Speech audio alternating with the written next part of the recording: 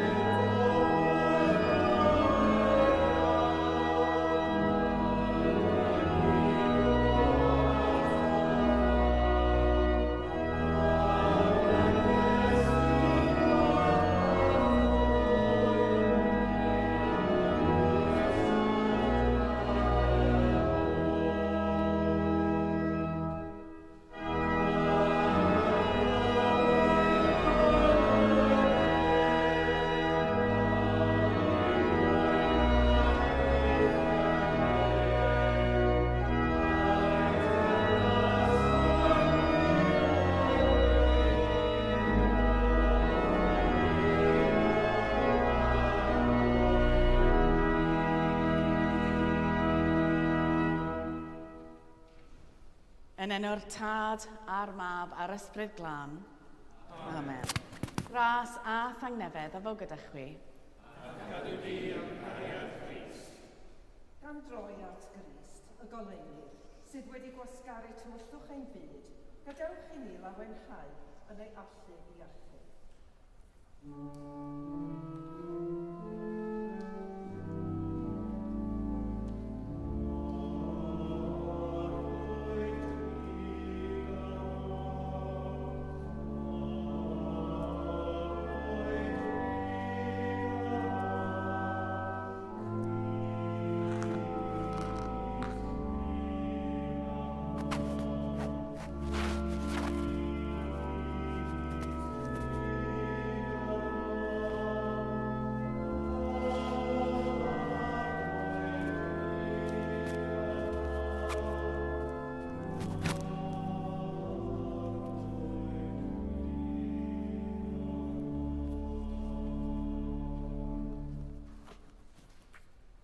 Dad Nebol, yr ydym wedi pechu ar feddwl, gair a gweithred, a heb wneud yr hyn a dylem.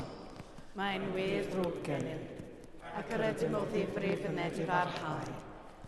Mwyn dy fab Iesu Grist a ddi farw drosom, mae ddeia i ni'r cwbl aeth heibio, ac arwain ni yn ei ffordd i gerdded fel plant y goleuni. Amen. Yr holl alluog Dduw sy'n maddau bawb sy'n wir wedi feiriol, a drig ar haw wrthych, a'ch rhyddhau o bechod, eich cadarnhau mewn daioni, a'ch cadw yn y bywyd tragwyddol, trwy Iesu Grist ein harglwydd. Amen.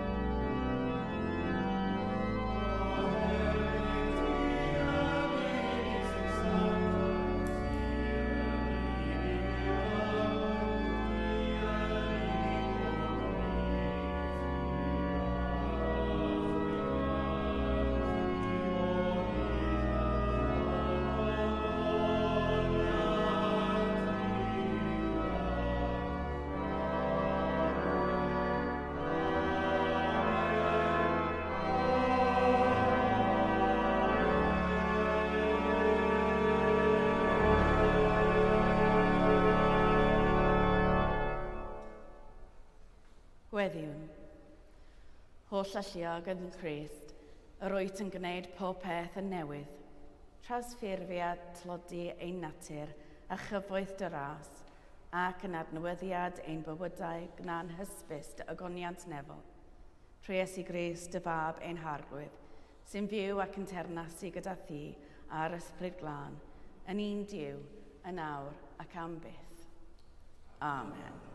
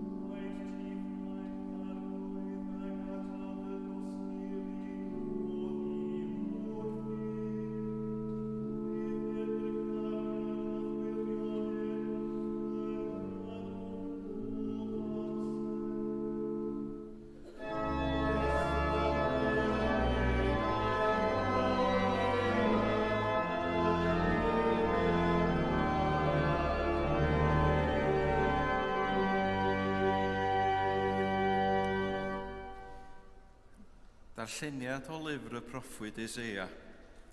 Gwrandewch arnaf chwi ynysoedd. Rwch sylw chwi bobl o bell. Galwodd yr arglwydd fi o'r groth, a frif y mam fe mhenwodd. Gwnaeth fy ngenau fel cleddyf llym, a'n cadw yng nghysgod ei law. Gwnaeth fi yn saeth loyw, am cuddio yng nghawell ei saethau. Dywedodd wrthyf, fy ngwas wyt ti, yno ti, Israel, y caf o goniant.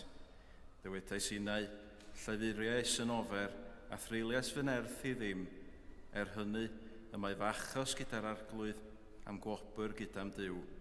Ac yn awr, llefarodd yr arglwydd am lluniodd o'r groth yn was iddo, i adfer Jacob iddo a chasglu Israel ato. Im gogoneddu yng ngwydd yr arglwydd, am fod fy niw yn gadeirniad i mi. Dywedodd, peth bychan yw i ti fod yn was i mi, i godi llwythau Jacob ar ei traed, ac adfer rhai cadwedig Israel. Wethnaf di yn oleini i'r cenhedloedd, i'm hiachawdwriaeth gyrraedd hyd eithaf y ddaear.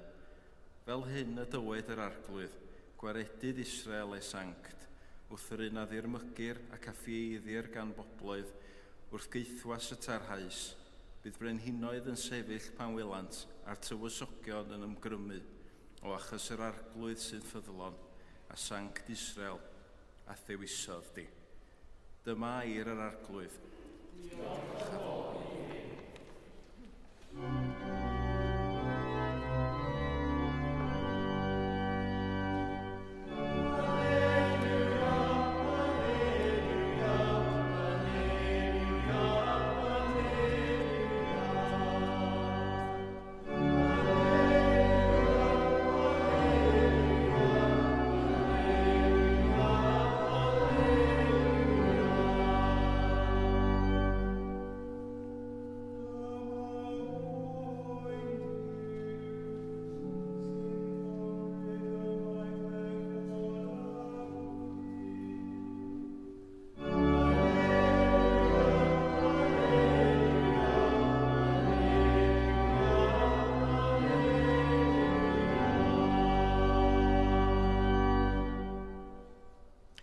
Yr arglwydd a fo gyda chwi.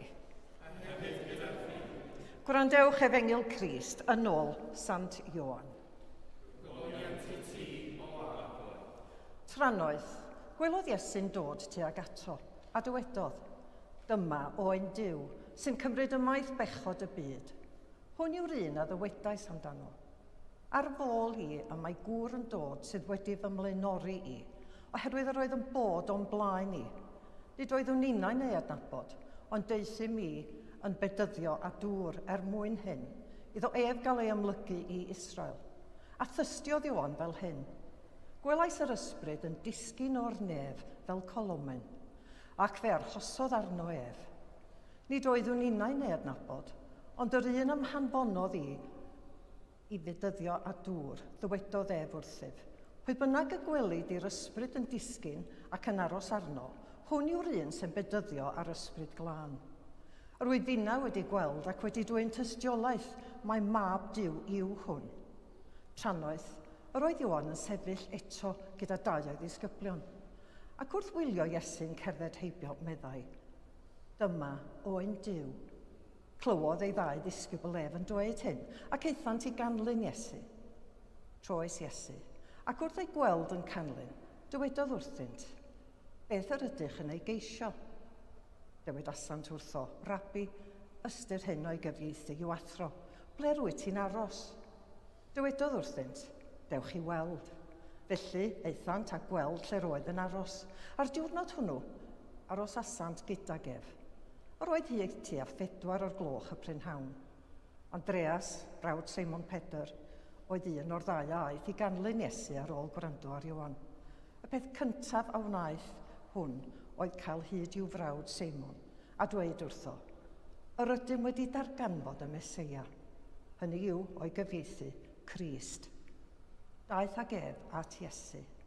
Edrychodd Iesu arno a dywedodd, ti yw Cymun, fab Ioan, dy enw fydd Cephas, enw a gyfieithir Pedr. Dyma efengil yr arglwydd.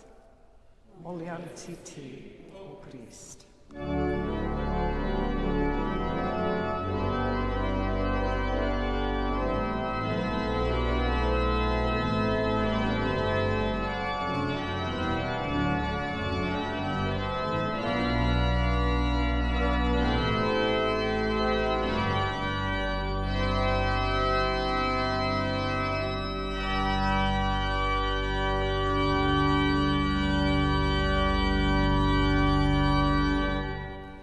Boed i mi siarad yn enw Duw, y Tad, y Mab a'r Ysbryd Glân. Amen.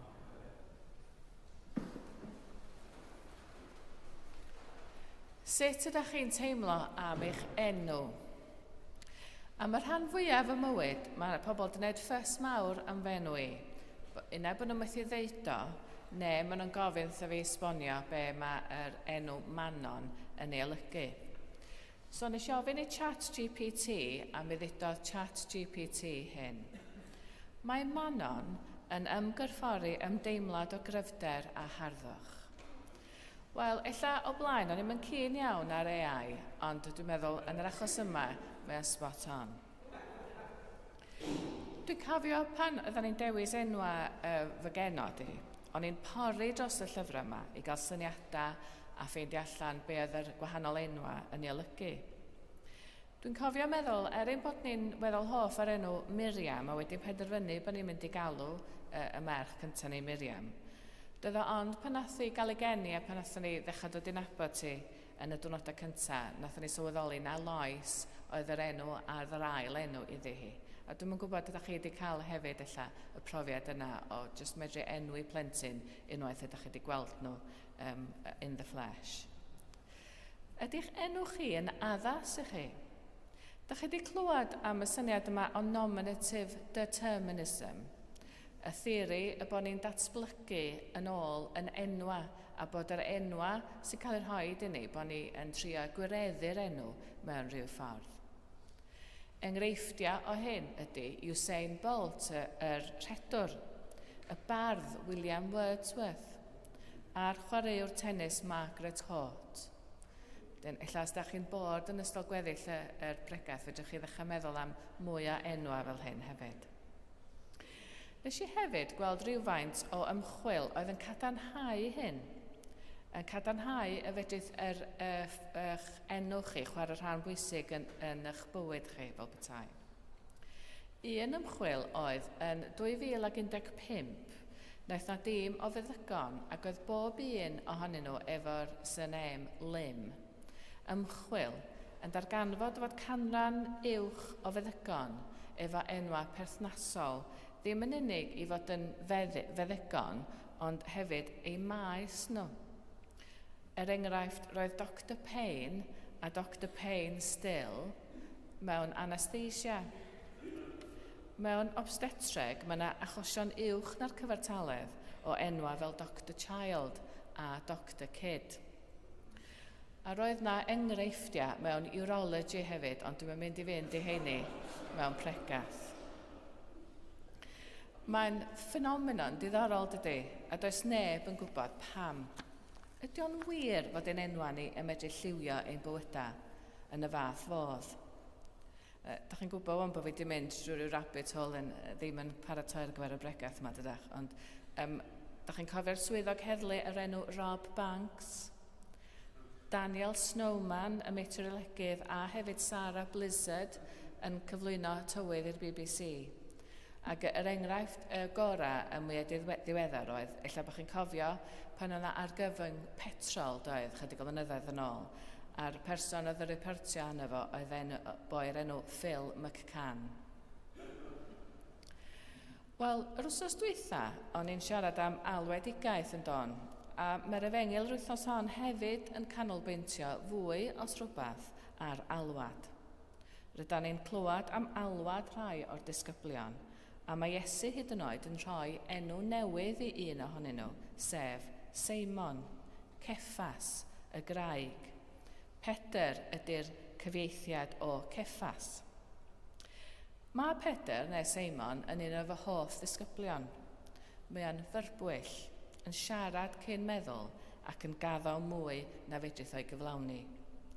Ella medrwn ni unieithu fo hyn, fedra i sicr. Ond mae Duw yn ein gweld ni fel y pobl fedrwn ni fod, nid fel y person yr ydyn ni ar y pryd. Ond nid Cymun Pedr ydy'r unig un sy'n cael enw newydd. Mae pobl hefyd yn ceisio gweithio allan pwy ydy Iesu drwy roi teitla neu enwa iddo fo, a dyn ni'n clywed am rhain hefyd yn yr Efengyl. Mae Ioan Fedyddiwr yn galw Iesu yn oen Duw fel aberth Duw. Wedyn rydyn ni'n clywed fod un o ddisgyblion Ioan, Andrew, brawd Pedr, yn galw Iesu'n athro, rabbi, ac yn ddiweddarach, Meseia, sef yr eneiniog, y gwaredwr neu'r rhyddhawr, liberator yn Saesneg.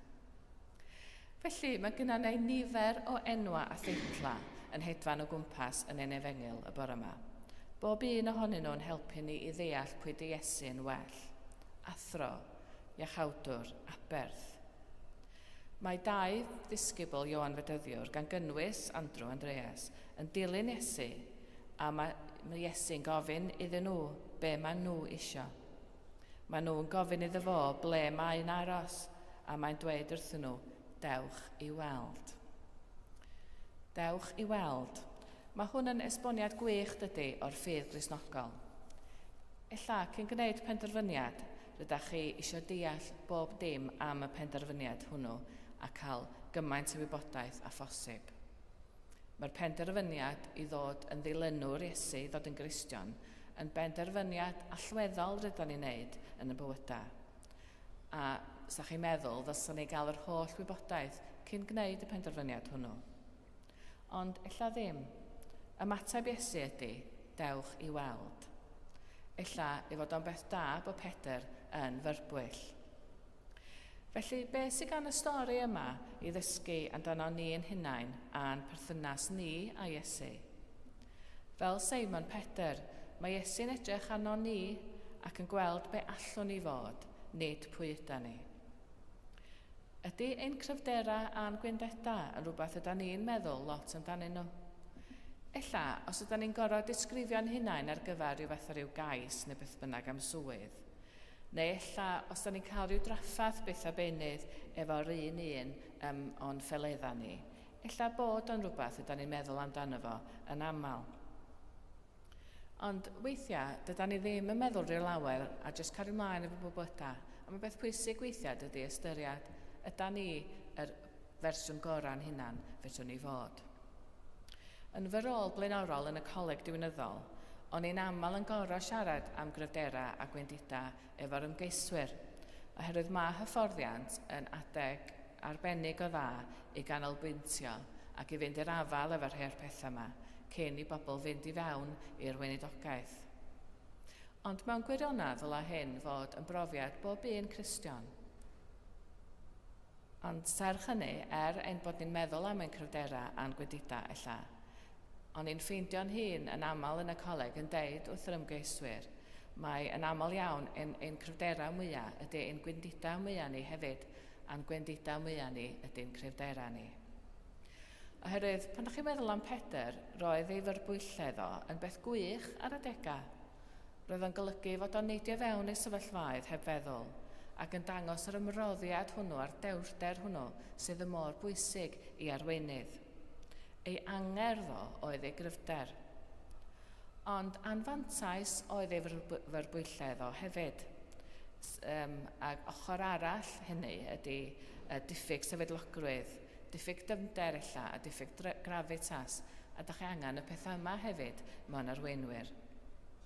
Oherwydd pan ydych chi'n meddwl am hanes Pedr, Cymun Pedr, wrth gwrs fo oedd arweinydd cyntaf yr eglwys fore, ac yn gorfod arwain yr eglwys drwy gyfnod ofnadwy o anodd, cyfnod periglus iawn i Gristnogion.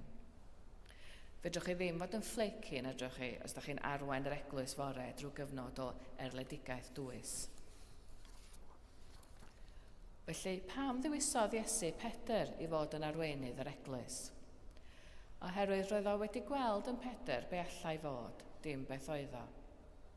Roedd o wedi gweld bys Pedr yn datblygu o fod yn berson byrbwyll i fod yn angrweinydd angerddol ac ymroddedig, sefydlog, cadarn, rhywun gyda dymder a chryfder, rhywun fel Craig. Felly pan mae Duw yn edrych yna ni, be mae o'n i weld? Yda ni wedi llwyddo i droi ein gwendida penna yn ein cryfdera fel Pedr? Yda ni'n tyfu i'n gwir alwad a'n gwir enw fel Cymun Pedr? Fedrwn ni ddim wneud hyn ar ben yn hunan. Mae angen arna ni ar ein gilydd i herio a chefnogi ein gilydd. Ac yn fwy na dim, mae angen Duw arno ni i roi ei nerth a'i weledigaeth i ni ar gyfer ein bywydau.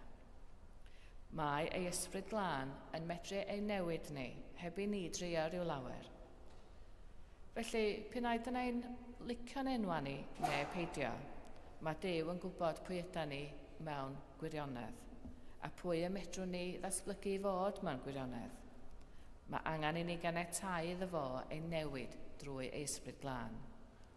Fe ddaeth Cymun Pedr yn graig i Iesu ac yn graig i'r eglwys, ddim drwy fod yn berffaith, ond oherwydd ei fod wedi tyfu a dysgu oddi wrth ei ffeleddau a'i gamgymeriadau. Fe dwyth yr un peth fod yn wir i ninnau hefyd. Yn enw Duw, yn Dad, Mab ac Ysbryd Glân. Amen.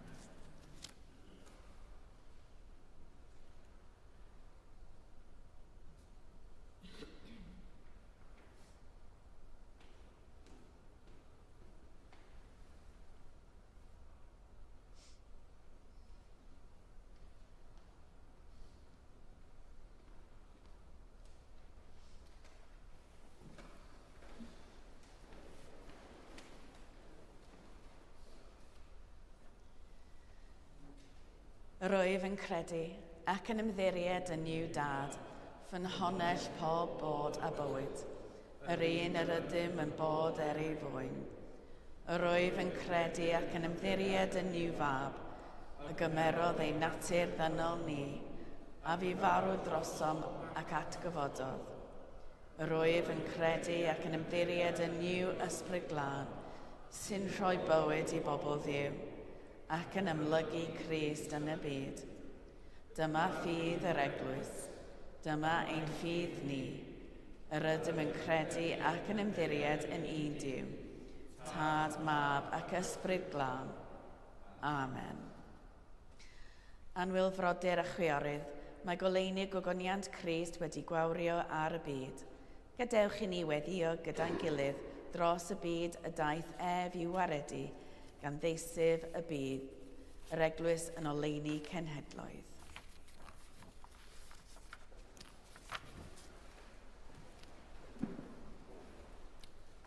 Gyda'n holl galon a'n holl feddwl, gawn ni weddio ar ein tad nefol.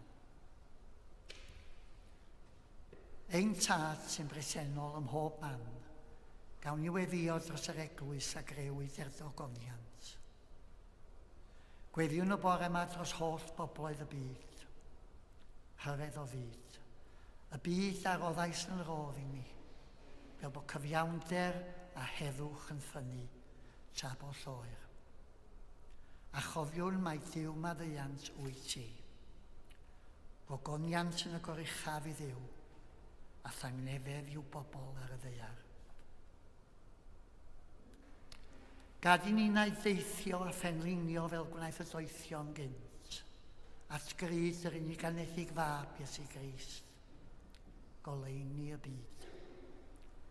Gad i bobloedd y byd geisio goleuni, y goleuni nall neb ond ef ei ddwyn, y goleuni nall unrhyw dywyllwch ei drechu. A chofiwn mae Duw maddeuant wyt ti. Gogoniant yn y goruchaf i Dduw, a thangnefedd i'w bobl ar y ddeiar. Gweddiwn y bore yma dros ein deon manon, fel bod eglwys deniol sant yn cael ei llanw ag ysbryd oethineb a deall, a byw mewn unionteb calon a gwir gariad. A chofiwn mae Duw maddeuant wyt ti. Gogoniant yn y goruchaf i Dduw,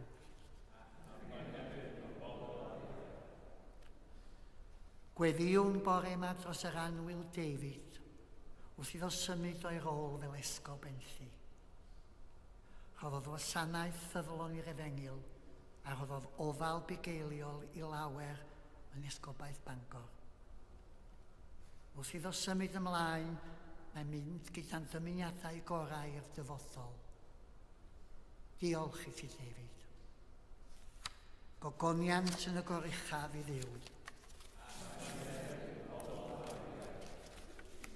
Gawn i gyd mewn enid o ddistawrwydd gyda'n gilydd yn eglwys Daniel Sant y bore yma. Feddwl am y dioddefwyr yn y gwledydd canlynol. Venezuela. Iran.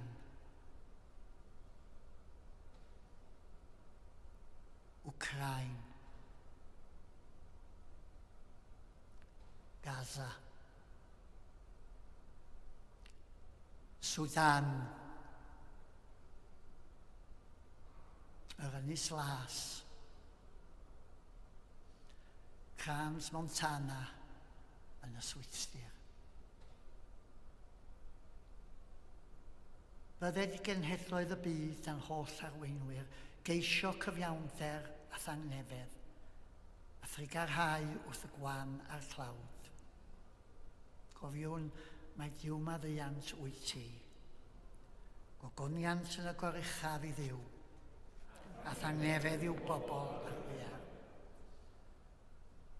Cofiwn am y gwael, bydd yn gefn i'r gofalwyr. Fe gant amgeledd yn o ti. Yn ei plith y bore yma, Elma, Leslie, Mavis, Simon, Caris. Yn y dwys ddistawrwydd, weddiwn dros y rhai sy'n teimlo baich, colled a galar. A chofiwn am anwyliaeth yr ydym yn dal i'w caru, ond na sgwelwn mwyach. Gorffwys tragwyddol dy roeddynt, a llywyrched goleuni gwastadol arnynt. Gorffwysed hwy mewn tangnefedd. Ein tad, ar ôl bwrlwm yn adolyg, gadewch i ninnau yn blant a phobl, deithio fel y doethion gynt, gan ddilyn y seren at grydd bregus goleuni y byd. Iesu, dy anwyl fab o Dduw, yn yr hwn fethodlonwyd. Gogoniant i ti arglwydd Dduw, yng ngenedigaeth dy fab y methlem, dei a llawenydd a thengnefedd i'r byd.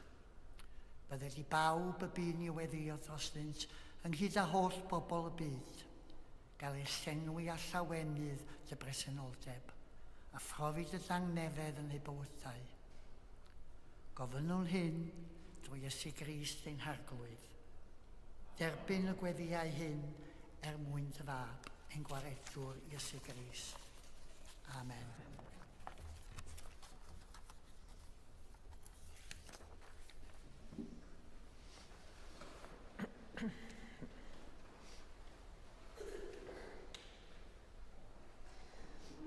Gogoniant yn y goruchaf i Dduw, ac ar y ddeiar tangnefedd i bawb yma'n ymhyfrydu ynddynt.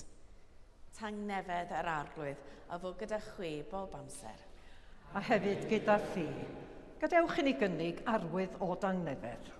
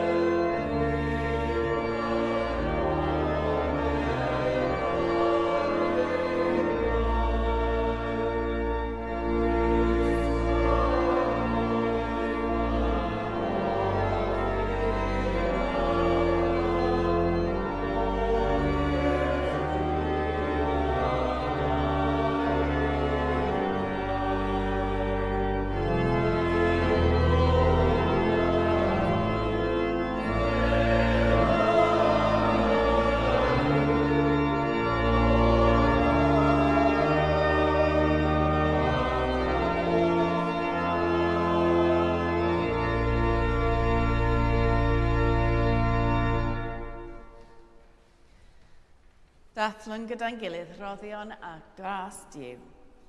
Cymerwn y bara hwn, cymerwn y gwyn hwn, i ddilyn y siampl Crist, ac i ufuddhau i'w orchymyn.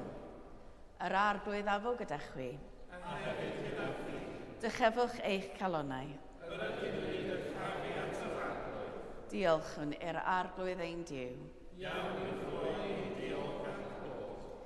Iawn yn wir, ein dyletswydd a'n llawenydd bob amser ac ym mhob lle yw diolch i ti, Dad Sanctaidd, holl alluog a byth yw i o ddiw, trwy Iesu Grist ein harglwydd. Ac yn awr dathlwn datguddiad y ogoniant a ymlygwyd drwy'r gair a daeth yn gnawd. Addolodd y doethion ef yn frenin yr holl genhedloedd, ar lan y gioddonau, gochmynnais ni i wrando ad anwyl fab wrth iddo gyfodi o ddŵr y bedydd. Yng Nghanna amlygodd ei allu i datguddio'r greadigaeth newydd yn y dŵr a drowyd yn wyn. Ef yw'r yn uniog, dy fyseia di sy'n dwyn gobaith ac iachawdwriaeth i'r byd. Felly gyda llir angylion a holl gwmpeinir nef, cyhoedd yn ogoniant dy enw ac ymuno â hwy yn ei hemyn di-derfyn o fawl.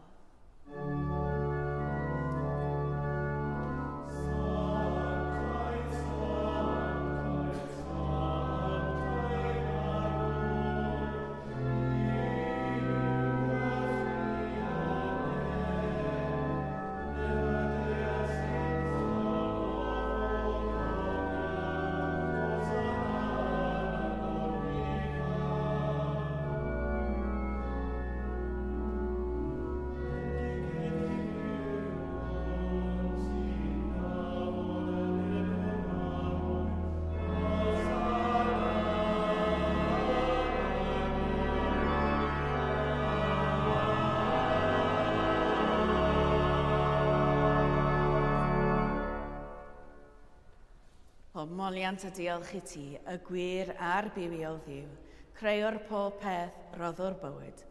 Lluniais ni a dy ddelo dy hun, ond yr ydym ni wedi difwyno ddelo honno a syrthio'n bryn o thogoniant. Rhoddwn diolch i ti am anfon dy fab ei rhannu ein bywyd ni. Fe'i hildiais ti farwolaeth fel ac a'r byd ei achub, a'i atgyfodi oddi wrth y meirw, fel y bywyd ni fyw yn ddywedd ac yn tai yn omninau. Sancteiddia ath ysbryd y bara hwn a'r gwyn hwn, dyroddion i ni, fel y bont i ni yn gorff, a gwaed ein iachawdwr Iesu Grist. Yn os y brydachwyd ef cymerodd fara, ac wedi rhoi diolch, fe'i torodd a'i rhoi ddisgyblion gan ddweud, cymerwch, bywtewch, hwn yw fy nghorff a roddau drosoch, gnewch hyn, cof amdanaf.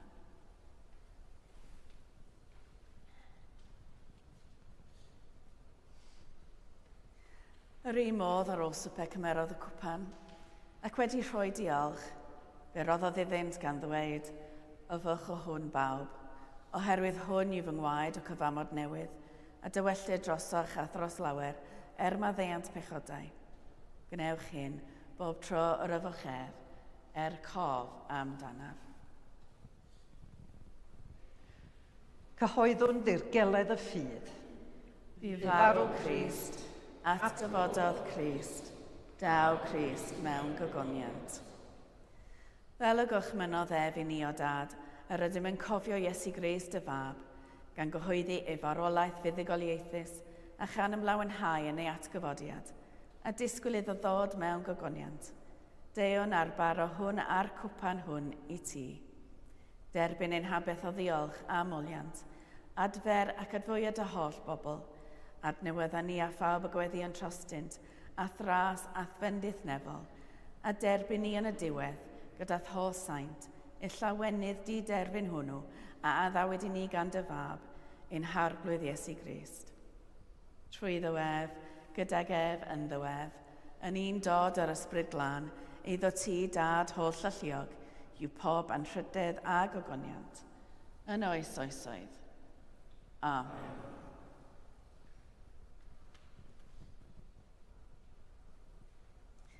Gan y lawenhau ym mhresynoldeb Duw yma yn ein plith, fel y dysgodd ein iachawd yn ni, felly gweddiwn. Ein tad, yr hwn wyt yn y nefoedd, sancteiddiad dy enw, deled y dernas, gwneled y wyllus, megis yn y nef, felly ar y ddeiar hefyd. Dyro i ni heddiw ein bara bynyddiol, a maddau i ni ein dyledion, fel y maddeuon ninnau ein dyledwyr, ac nac arwain ni i brofedigaeth, eitha gwared ni rhag drwg, can ei seiddo ti o'r dynas, a'r gallu a'r gogoniant, yn oes oesoedd. Amen. Yr ydym yn torri'r bara hwn i rannu yng nghorff Crist.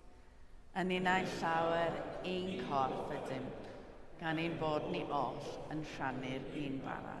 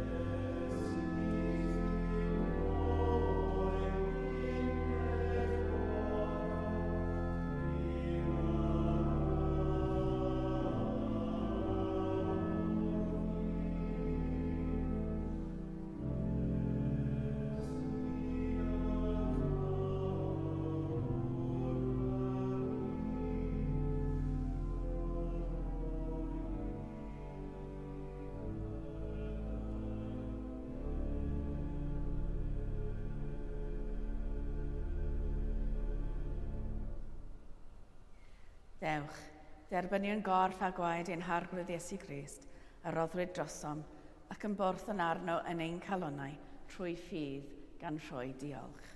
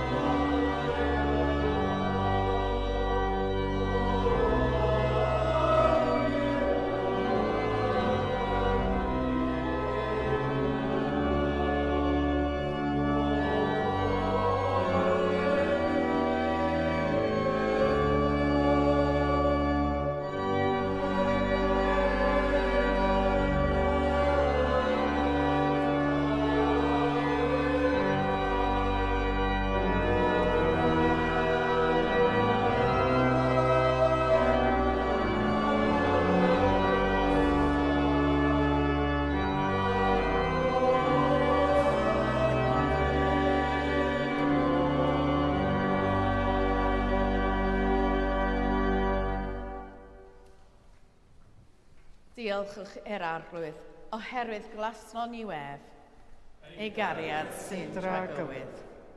Ddiw tragwyddol, cysur y gothramedig ac iachawr y drylliedig. Hoffais ni wrth fodd bywyd a gobaith. Disgyn ni lwybrau addwyndau a thangnefedd, mwyn i'r holl fyd gydnabod teyrnas dy fab, Iesu Grist ein harglwydd. Amen. Amen. Yr arglwydd a fo gyda chi. A hefyd gyda thi.